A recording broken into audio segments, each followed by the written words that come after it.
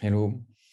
So this is a 15 minutes full online version of the presentation whose title is indicated here, belonging to the Ocean Science meeting and also the session entitled Ecological Fluid Mechanics. I'm François Schmidt from CNRS, Laboratory of Oceanology and Geosciences in Wimereux, north of France. This work was done mainly by Clotilde Lequignoux, which was a postdoc under my responsibility. And it's a collaboration with Enrico Calvarini from University of Lille, Sami Swissy from my laboratory, and Yongsong Huang from Xiamen University in China. So we also acknowledge the financial support of the project, which is called MARCO, which is funded by the French state, the Région Hauts-de-France in France, European Union, and IFREMER. So the context of this study is turbulence in marine ecosystems. So it's turbulence plays a very important role for marine ecosystems through mixing, transport of particles, transform of different quantities, contact rates between particles, and fluxes. So we have here, I put an old citation by a researcher Humble in 1959, and this in fact, citation was taken by the Spanish researcher Margalef, and he gave a short version of it, which is the following: there is no life without water, and there is no life in water without turbulence. So turbulence is also important for plankton, because plankton live in suspension in water. They are totally adapted to their turbulent environment through really a huge number of generations. So they belong to Lagrangian fields. They are transported in a Lagrangian way. And what is important for them is that turbulence is important for the diffusion of oxygen, of particles, and of different quantities. And when we speak about zooplankton, it's important for the contact rate, for reproduction and food, and for the transport, and for phytoplankton, for diffusion of nutrients, transport, and especially transport along the vertical. So copepods in turbulence. So copepods are small crustaceans. They have swimming activities with slow swimming and sometimes jumps. And during the jump events, they can have record-breaking values with very high velocity and acceleration. They adapted to the turbulent environment. Turbulence is important for them because it's increasing the encounter rate, but if the turbulence is too large, they can inhibit the injection rate. So theoretically, there is a so-called dome shape with an optimum for the injection rate for a given value of turbulence. And so our question is to know how, in fact, the local turbulence has influence on their swimming activity. And for this, we do a laboratory study. We built a system to generate turbulence, and we use high-speed cameras. So our system is called AgiTurb. It's a new system to generate controlled turbulence in the lab.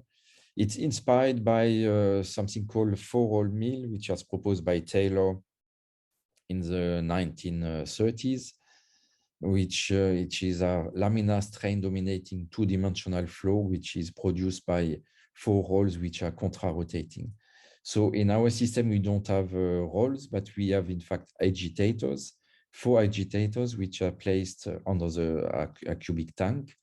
And as we can see here in the picture and also the drawing, the four steering bars have a contra-rotating sense of rotation. So we can see it in operation here from a front view or a top view.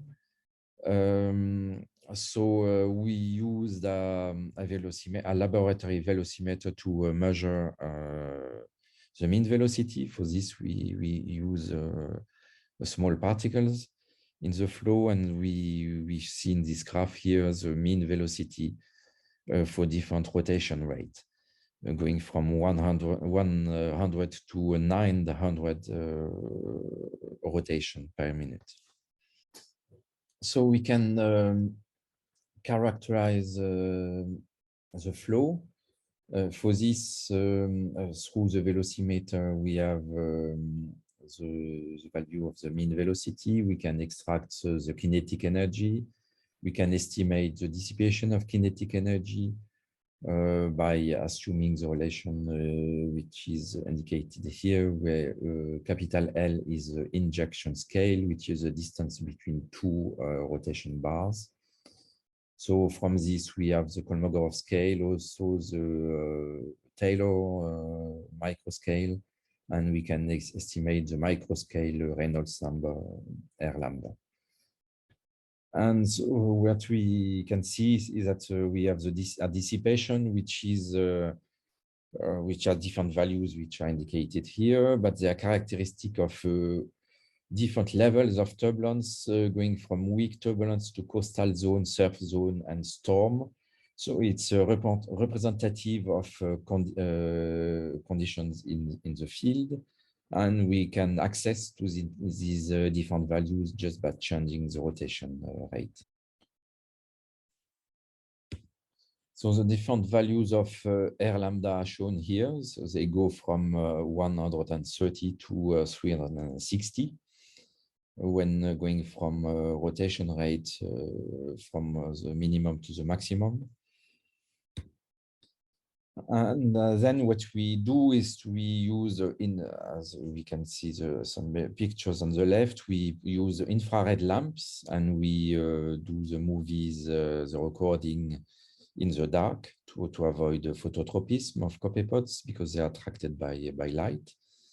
And so we do the experiment with different rotation rates. We put a lot of copepods in the tank and we extract the trajectories using the high-speed camera, which is placed under the tank.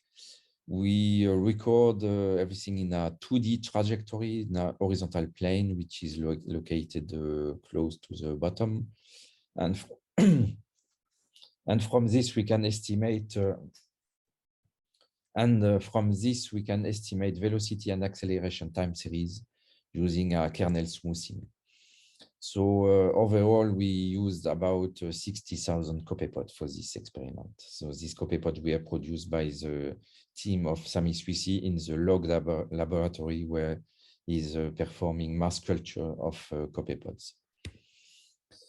So we show here some extraction of trajectories. So you see some example of position, velocity, and acceleration for a zoom in an event with 3 successive jumps. So the kernel smoothing is a Gaussian kernel. So for estimating the velocity and acceleration, we are using standard procedures which have been developed in the field of Lagrangian turbulence.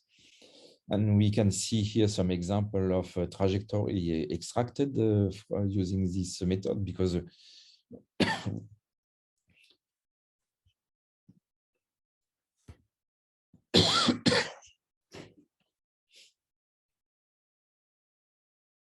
so in the movie on the right, it's a numerical reconstitution of the different trajectories.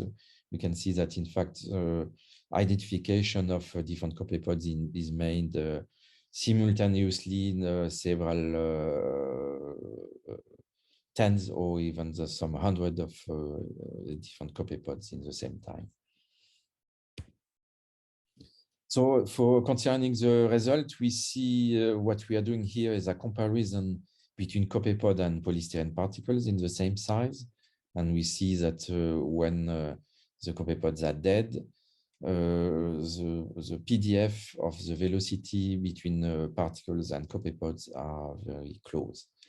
And what we are doing also is a comparison of dead and alive copepods. If we see a difference, it means that we have we have an evidence of swimming behavior of the copepods, and we do this for different turbulent levels. On the left, we see the mean velocities for dead copepods and alive copepods and polystyrene particles. And we can see that, in fact, we cannot really detect any difference between alive and dead copepods when we consider the mean velocity. But in fact, if we look at the PDF of the probability density function of the velocity, we see that for depending on the rotation rate, so if the rotation rate is high, which is on the graph on the right, there is no difference. There is a very big, very nice superposition between dead and alive copepods. So there is no evidence of swimming activity for these turbulence levels. But at 100 RPM, so R lambda of 130, we see that we have a tail which is different. For medium values of velocity, there is a very good superposition between dead and alive copepods. And but for high values of the velocity, the green curve shows, in fact, that we have swimming activity. And we see a threshold of velocity, which is around 2.5 centimeter per second. We do the same for acceleration. And so as before, for the mean acceleration, we see no real difference.